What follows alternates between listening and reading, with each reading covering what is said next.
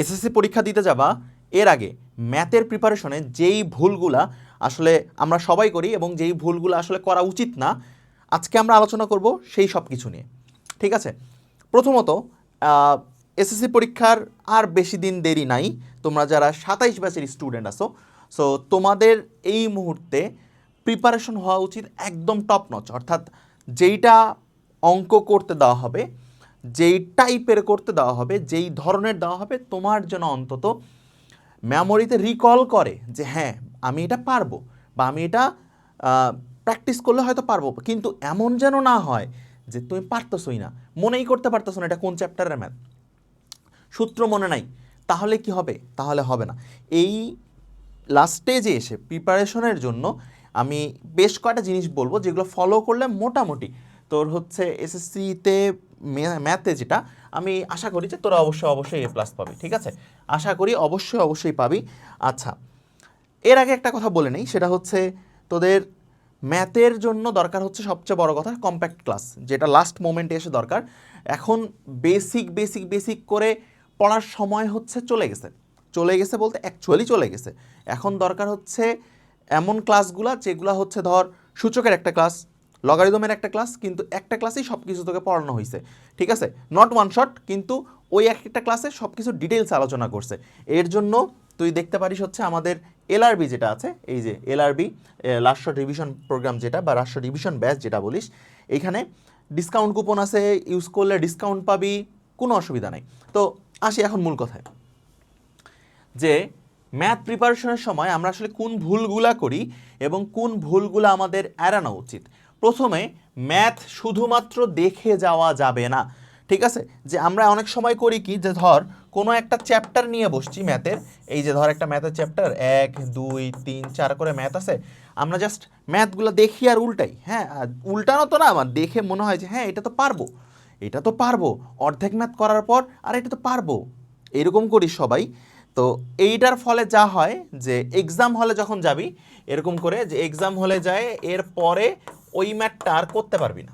So শুধুমাত্র দেখে বা অর্ধেক করে বা অর্ধেক প্রিপারেশন নিয়ে ওই সিঙ্গেল কোনো ম্যাথের যাওয়া যাবে না, অর্থাৎ যা করা উচিত ফুললি করব। ঠিক আছে, কোনো একটা ম্যাথ বা কোনো একটা টাইপ আমি যদি শুরু করি, সেটাও শুরু থেকে শেষ পর্যন্ত করব। ওই টাইপের ধর যে 20টা ম্যাথ আছে, 20টা ম্যাথ তো আমার করার দরকার নাই এখন, 20টার মধ্যে অন্তত আমি 5টা বা 6টা করব, কিন্তু প্রতিটা বুঝে বুঝে করব, শুরু থেকে শেষ পর্যন্ত করব। তাহলে কি হবে? তাহলে ম্যাথগুলা মাথার মধ্যে থাকবে, তুই মনে করতে পারবি যে হ্যাঁ তুই এই ম্যাথটা এইভাবে করছিস। কিন্তু ওই যে শুধু দেখে যাব, একটু গাইড বই দেখব, ঠিক আছে, একটু সলিউশন দেখব, দেখে আরে আমি তো পারবো, কিন্তু পরীক্ষার হলে যায় দেখবি। এরপরে এরপরে একটা কথা হচ্ছে সূত্রের বেসিক না বুঝে মুখস্থ করা।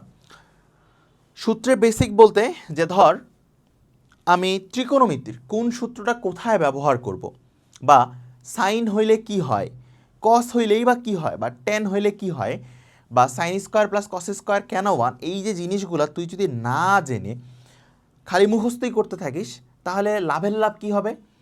সূত্র আছে প্লাস, তুই লিখবি মাইনাস, অর্থাৎ আমাদের সূত্র কি, sec square theta minus tan square theta হচ্ছে 1, তুই লিখে ফেলবি কি, তুই লিখে ফেলবি হচ্ছে sec square theta plus tan square theta হচ্ছে 1, তুই এটা লিখে ফেলবি, এবং এটা যেটা অ্যাবসোলুটলি রং। এর জন্য সূত্র যেগুলো আছে, সূত্রগুলা ভালোভাবে বুঝতে লাগবে, সূত্রগুলা ভালোভাবে জানতে লাগবে, সূত্রগুলা ভালোভাবে নিজের মধ্যে আয়ত্ত করতে হবে। তাহলেই না সে তুই সূত্রের অ্যাপ্লিকেশনস যখন করবি, সূত্রের ইমপ্লিমেন্টেশন করে ম্যাথ যখন করবি, তখন তুই করতে পারবি। যদি এগুলা না করিস তাহলে সূত্র মুখস্থ করে লাভটা কি? প্লাসের জায়গায় মাইনাস দিয়ে দিবি, দিন শেষে অঙ্কটা তো ভুল, নাম্বার পাবি 0, লাভ কি? লাভ নাই। কথা হচ্ছে বুঝে মুখস্থ করতে হবে সূত্রগুলা। ঠিক আছে, শুরুতে 2টা জিনিস বলা হয়েছে, এক, কোনো ম্যাথ বই, নোট বই কিংবা হইতেছে রিভিশন ম্যাটেরিয়াল দেখে শুধুমাত্র টাইপ দেখে যাব, প্র্যাকটিস করব না, এই কাজ করা যাবে না। ম্যাথ করলে শুরু থেকে পূর্ণাঙ্গভাবে পুরোটা করব, বাদ দিব না। সেকেন্ড অফ অল আরেকটা জিনিস বলা হয়েছে, সেটা হচ্ছে কি, বেসিক না বুঝে মুখস্থ করব না সূত্রগুলা, যে গড়ানে ঢালাওভাবে সূত্র মুখস্থ করব, প্লাসের জায়গায় মাইনাস দিয়ে দেব। ঠিক আছে, এই কাজ করা যাবে না। এরপর আরেকটা জিনিস যেটা আমরা সবাই বেশি বেশি বেশি বেশি করে চিন্তা করি যে এমসিকিউতে অবশ্যই ভালো করতে হবে। নো ডাউট, নো ডাউট যে এমসিকিউতে অবশ্যই ভালো করতে হবে, কারণ এমসিকিউতে ভালো না করলে তুই তো ফুল নাম্বার পাবি না। কিন্তু দ্যার ইজ আ থিং, কী থিং? আমি কি সারাদিনই এমসিকিউ করবো প্রিপারেশন নেওয়ার সময়? Not necessary. আমি এমসিকিউ প্রিপারেশনটা কীভাবে নিব তোকে আমি বলি। বইয়ের যেই ম্যাথমেটিক্সগুলা বা যেই ম্যাথগুলা তুই প্র্যাকটিস করতেছিস বা রিটেনের জন্য, এমসিকিউতে তো সেম টাইপেরই ম্যাথই আসে, হয়তো আর একটু ছোটো ম্যাথ আসে। এই টাইপগুলোর বাইরে তো কোনো কিছুই না। যখন তুই হচ্ছে বইয়ের ম্যাথগুলো প্র্যাকটিস করবি, এর সাথে রিলেটেড ছোট ছোট শর্টকাটস যদি তোর মনে থাকে, বইয়ের মধ্যে টোকা থাকে, কিংবা তোর নিজের নোটের মধ্যে যদি লেখা থাকে, সেই শর্টকাটগুলা হচ্ছে দিয়ে একটু প্র্যাকটিস করে যাওয়া। এরপরে ধর একটা চ্যাপ্টার পড়া শেষ, ম্যাথের একটা চ্যাপ্টার ডান, ওই চ্যাপ্টারের উপর তুই হচ্ছে হার্ডলি 30টা এমসিকিউ বা 40টা এমসিকিউ প্র্যাকটিস করবি, বাস 30 থেকে 40টা এমসিকিউ হার্ডলি, এবং টাইম থাকবে 30টা এমসিকিউ প্র্যাকটিস করবি, টাইম থাকবে 15 মিনিট, অর্থাৎ 30 সেকেন্ডস করে। কেন? তুই যখন এক্সাম হলে যাবি, তোর এমসিকিউ দাগানোর জন্য, অর্থাৎ প্রপার, ধর যে তুই একটা এমসিকিউ কোশ্চিন দেখলি, সেটা কি করতে হবে? প্রথমে রেকগনাইজ করতে হবে যে কোশ্চিনটা চিনতে লাগবে, এরপরে কি করতে হবে?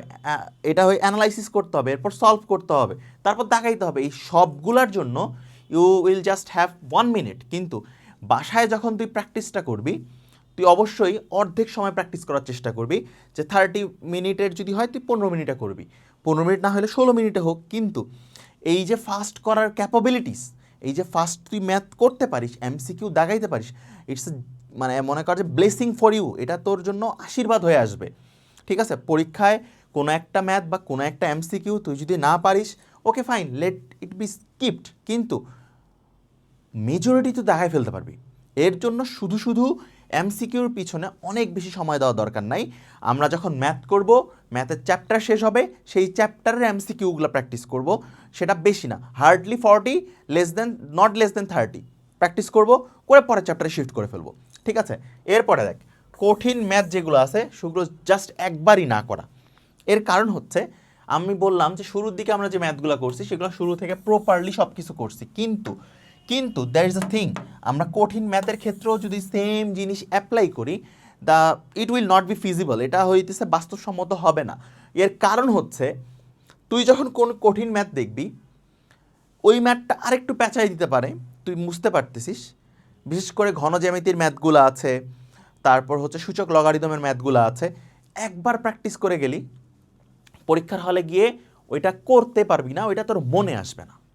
এটাই স্বাভাবিক এবং এইটাই হয়, এটাই হিউম্যান সাইকোলজি। কিন্তু এটা অ্যাভয়েড করার জন্য, বাইপাস করার জন্য আমাকে যে কাজটা করতে হবে, আমি যখন কোনো ম্যাথ প্র্যাকটিস করব, বিশেষ করে কঠিন ম্যাথ, আমার কাছে কঠিন মানে যে তোর কাছে কঠিন হবে বিষয়টা এরকম না। তোর নিজের কাছে যেই ম্যাথটা কঠিন লাগে, সেই ম্যাথটা মোর দেন 4 টাইমস, অন্তত 4বার করে প্র্যাকটিস করে যাবি টাইপগুলা, 4বার, যেন ভুল হওয়ার সুযোগই না থাকে। এই যে কথাগুলো বলছি, এই কথাগুলো তুই যদি প্রপারলি ফলো করিস, আমি কি বলছি দেখ, তুই শুরু থেকে ম্যাথ দেখে যাওয়া যাবে না, পূর্ণাঙ্গভাবে করে যেতে হবে। বেসিক না বলে মুখস্থ না করে বেসিক পড়তে লাগবে। তারপরে কি বলছি, এমসিকিউ প্রিপারেশনটা কীভাবে নিতে হবে, তারপরে কঠিন ম্যাথগুলো কীভাবে করবি, এই প্রতিটা স্টেপ বাই স্টেপ তুই যদি ফলো করিস, তোর এসএসসি 27-এর তুই যে ম্যাথ এক্সাম দিবি, I think you will get A+ on that. দেখা হচ্ছে পরের ভিডিওতে। আসসালামু আলাইকুম, আল্লাহ হাফেজ।